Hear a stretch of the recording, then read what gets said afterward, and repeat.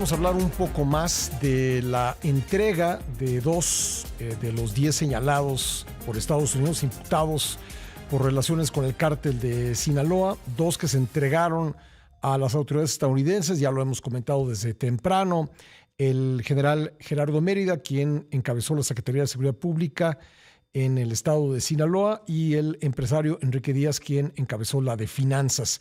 Le agradezco mucho a Juan Ordorica, analista sinaloense, columnista de En Línea Directa, que nos acompañe nuevamente en el programa para comentar este tema. ¿Cómo estás, Juan? Gusto saludarte de nuevo.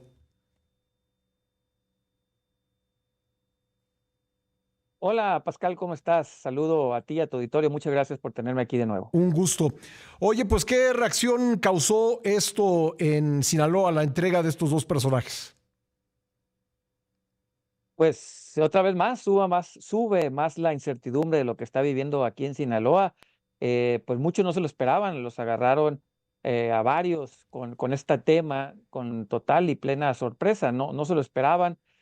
Muchos juraban y perjuraban aquí en Sinaloa que el grupo de 10 personas que estaban inculpados por el gobierno de Estados Unidos de alguna manera se mantenían unidos en una misma estrategia jurídica o legal, y pues terminó siendo lo contrario. Al menos dos personas ya se entregaron por allá. Hay que decirlo, el secretario Mérida, el ex secretario de Seguridad aquí de Sinaloa, no es de Sinaloa, viene de fuera. Incluso algunos dicen aquí que ni siquiera pertenecía al equipo político del gobernador Rubén Rocha Moya.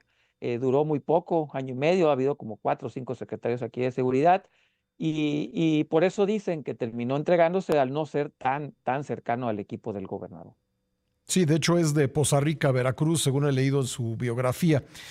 Oye, y platicábamos tú y yo hace unos días sobre Enrique Díaz, incluso me mencionabas que pues se había tratado de hacer contacto con él, con su equipo, y no daba señales de dónde estaba, y aparentemente andaba en Europa, o por lo menos es lo que se dice, que voló de Dublín a Nueva York y se entregó a las autoridades estadounidenses.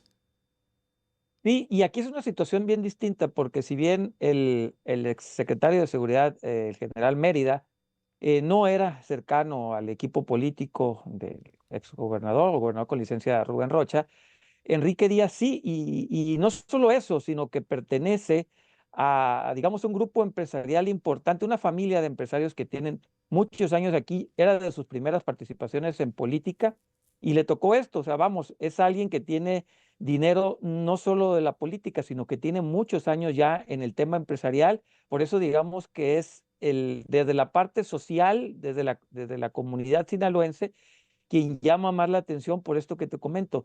Viene de familia de empresarios, siempre estuvo vinculado al sector de la construcción empresarial, y pues sorprendió, y sobre todo que no estuviera aquí en México, que estuviera ya en Europa. Bueno, oye, y respecto de los cargos en su contra, pues esto dificulta la narrativa que se ha establecido desde el gobierno federal y que se repiten pues en todos los ámbitos del oficialismo, de que hay que presentar cargos en contra de estas personas antes de pensar en una extradición, y pues de repente aparecen ya del otro lado de la frontera. Sí, como tú dices, ya están pidiendo que los extraditen, pero se supone que aquí en México no tienen cargo. Nos ha dicho al menos la presidenta y la fiscalía que no. Se les está investigando y ya se les está pidiendo la extradición. Pues suena un poco ilógico. E insisto, el caso de Enrique Díaz y el caso del general Mérida, sí hay que separarlos un poco aquí desde la perspectiva sinaloense. Digamos que uno sí tiene mucha más ascendencia con la sociedad local, y el general Mérida, que fue el primero, digamos, que se tuvo noticias, que se entregó, es diferente. Por eso aquí se lee en Sinaloa desde perspectivas muy asimétricas. Por un Ujú. lado, se cree que la entrega del general Mérida obedece a eso, a que no se sentía respaldado por un grupo político, el grupo político local. Pero el caso de Enrique Díaz, que estaba en Europa, pues digamos que él quería a sí mismo tratar de generar su propia estrategia jurídica legal al ya estar en Europa y tener otras condiciones. Entonces, si bien son 10 los imputados, al menos dos de ellos tienen un origen y una estrategia jurídica distinta, ¿eh? Ujú. Incluso se dice que hasta estaba el general Mérida un poco separado o distanciado del grupo político del gobernador cuando ejercía el cargo y que no comulgaban mucho con ciertas ideas, es lo que se dice internamente la gente que trabajaba ahí. Y el exsecretario de Finanzas pues renunció al cargo, Enrique Díaz renunció hace aproximadamente un año, pues también dicen, pues, ¿por qué tuvo que haber renunciado hace un año si era cercano, digamos, al gobernador? Oye, y dado que, digamos, era pues tan cercana su relación al grupo político en Sinaloa y era tan conocido él en la sociedad sinaloense, me imagino que la decisión de entregarse ha haber tenido un impacto fuerte por allá, ¿no?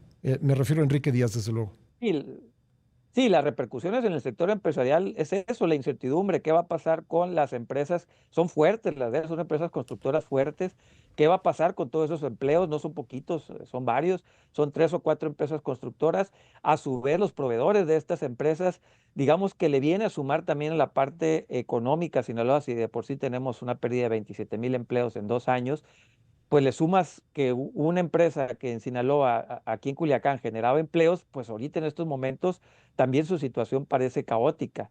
Esperemos que se resuelva por el bien de estas empresas que tienen, insisto, una fuerte presencia ya aquí en la entidad que venía haciendo las cosas bien. Entonces, hoy en estos momentos, pues esos empleados se sienten desprotegidos en la parte jurídica. Oye, Juan, ¿y siguen abiertas esas empresas? ¿Siguen trabajando? ¿Siguen operando? Claro, sí, son empresas constructoras fuertes, son empresas constructoras que tienen varios fraccionamientos, ya no construyen como antes debido a la crisis como de violencia, pero siguen construyendo, siguen vendiendo casas y siguen presentes en el mercado, amén de sus otros giros empresariales que también en estos momentos pues siguen trabajando, porque no solamente son de él, es de una familia de empresarios importantes aquí en Culiacán. Oye, y sobre su presencia en Europa antes de entregarse a Estados Unidos, ¿se sabe algo? ¿Estaba de vacaciones? ¿Estaba de viaje? ¿Qué estaba haciendo por allá? ¿Se enteró de la noticia de las imputaciones estando en el extranjero? Lo poco que he podido aquí preguntar a personas cercanas a él, conocidas, dicen que desde, ¿qué será? Una semana antes que esto se destapara, él ya andaba por allá. No se sabe exactamente si él tenía algún tipo de información de lo que se venía o que si estaba de vacaciones, pero ya andaba por allá, le repito, extraoficial, 3, 4 personas que pude consultar me dijeron lo mismo, él ya andaba allá cuando le tomó la noticia, no es que haya partido de aquí de México hacia allá. Puede cambiar la información, repito, pero es, digamos, personas que lo conocen aquí, les pregunté y fue lo que me mencionaron. Ya. Oye, y respecto de las declaraciones de la gobernadora Geraldine Bonilla, de que el gobernador con licencia Rubén Rocha sigue en Sinaloa, está en su casa, ¿qué se sabe y qué sabe de él y de los otros 8 imputados? Fíjate que ahí sí no te puedo corroborar porque nadie lo ha visto, o sea, no hay una foto. Aquí en los pasillos, en los grupos de WhatsApp, los conocidos dicen que está aquí. Incluso el senador Insunza la semana pasada, 3 o 4 eh, fuentes decían que había ido a desayunar a un club aquí importante, que incluso estaba en el área de las albercas, pero no ha habido una foto que lo corrobore. Al menos hasta miércoles, jueves de la semana pasada es lo que se decía. Incluso los hijos del gobernador también asistiendo a este club a hacer ejercicio.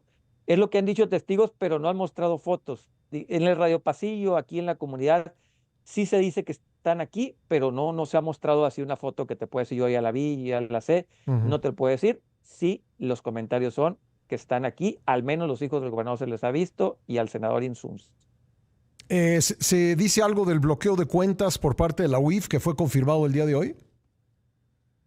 Esa es la otra preocupación, lo que te comentaba, que las empresas se puedan ver afectadas, porque en un principio son cuentas de las personas, digamos, sus cuentas de Ujú. ahorro personal, pero está el temor e incertidumbre que se traslade un poco a las empresas. Si no del gobierno mexicano, sí que haya bloqueos desde Estados Unidos a estas empresas y sí afectaría todavía más a un sector empresarial aquí en Sinaloa, que si bien no tienen que ver absolutamente nada que ver con el tema, la mera participación de Enrique Díaz como socio pudiera afectar la operación de estas si en Estados Unidos se comienzan a congelar ya también las empresas, no solamente las cuentas personales.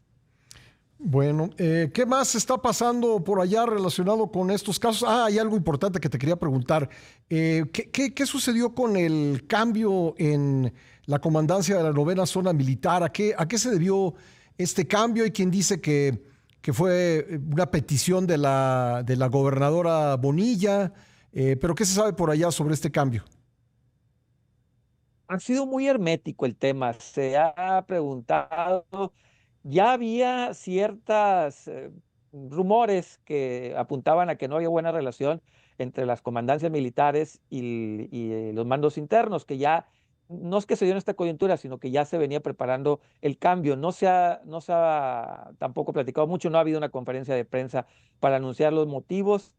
Estuvo la gobernadora la semana pasada con la presidenta de la República, seguramente parte de las conversaciones que tuvieron fue en ese sentido, y pues hoy nos cambian la comandancia, las regiones militares, que en estos 2 años de guerra creo que es la segunda vez que lo cambian, Ujú. igual que la Secretaría de Seguridad ha cambiado como 4 o 5 veces. No hemos mantenido una presencia constante de estos personajes, sino lo están cambiando de manera continua. Sí, la información es que sale el general Santos Gerardo Soto de la comandancia de la novena zona militar y llega el general Julio César Isla Sánchez. Es correcto, ¿verdad? Es correcto, así es. Otra cosa rápido para comentarte qué pasó el fin de semana con el tema de la violencia.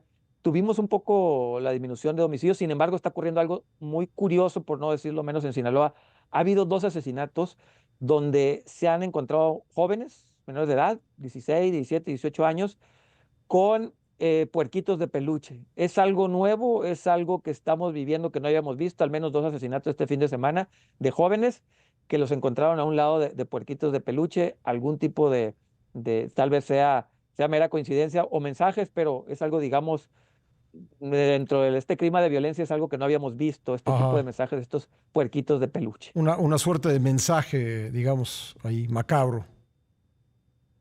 Sí, pues así es algo, digamos, de toda esta violencia que los asesinatos, los incendios seguimos viviendo seguido, que eso digamos que ya es normal, pero esto de los puerquitos es lo nuevo de esta guerra. Ujú.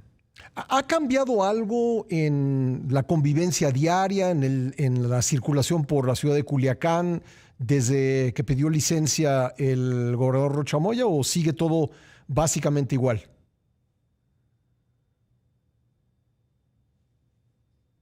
Sigue un 80% igual las personas, digamos que siguen viviendo en una ciudad muy pequeña, como te comentaba la otra vez, en círculos de 4 o 5 kilómetros, cuando mucho salimos, seguimos sin transitar a lo largo y ancho de nuestra ciudad, sino tratamos de hacer nuestra vida compacta.